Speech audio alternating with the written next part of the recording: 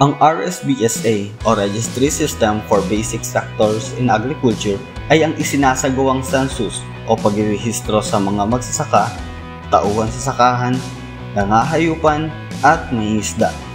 Ito ay ginagawa ng Department of Agriculture sa paikipagtulungan ng mga DA Provincial and Municipal Local Government Units. Ang RSBSA din ang basehan ng ating pamahalaan kung sino ang pwedeng makatanggap ng iba't ibang benepisyo at ayuda sa pagsasaka mula sa Department of Agriculture at sa iba pang proyekto ng gobyerno.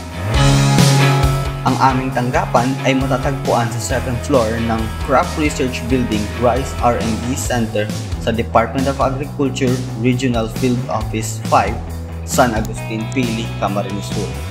Ang aming opisina ay pinangungunahan ni Ginoong Bjorn Boris de los Santos, ang aming RSBSA focal person, at Binibining Marisa Joy Villano Berinya bilang alternative RSBSA focal person.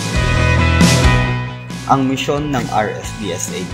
Nilalayo nito na mangalap ng impormasyon ukol sa socio-ekonomikong profile ng mga magsasaka at mangingisda, pati na rin ang mga kaugnay na datos tungkol sa kanilang mga lupaing sinasaka at gayon din sa mga palaisdaan upang makabuo ng malawak at updated sistema para sa agrikultura at pangingisda sa pamamagitan ng georeferencing o pagbibigay ng GPS location sa mga produktibong bukiri.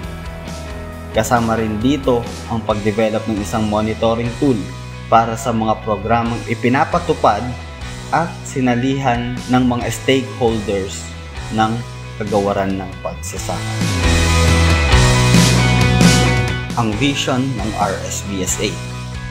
Upang maging mapagkakatiwala ang pinagkukunan ng mga updated na profile ng mga magsasaka at mangingisda sa Pilipinas, kasama na ang mga impormasyon ukol sa kanilang mga bukirin at palaisdaan para sa layunin ng wastong implementasyon at pagmomonitor ng mga programa, proyekto, aktibidad at mga interbensyon na angkop sa mga stakeholder ng kagawaran ng pagsasaka, pati na rin sa pagbuo ng mga patakaran para sa sektor ng agrikultura. Ang lahat ng ito ay ninanais gawin at patuloy na isasakatuparan ng RSBSA upang sa hinaharap ay magkaroon tayo ng sistematikong database na naglalaman ng mga importanteng detalye ng ating magsasaka nang sa gayon ay mas mapabilis ang pag-abot natin ng tulong sa kanila.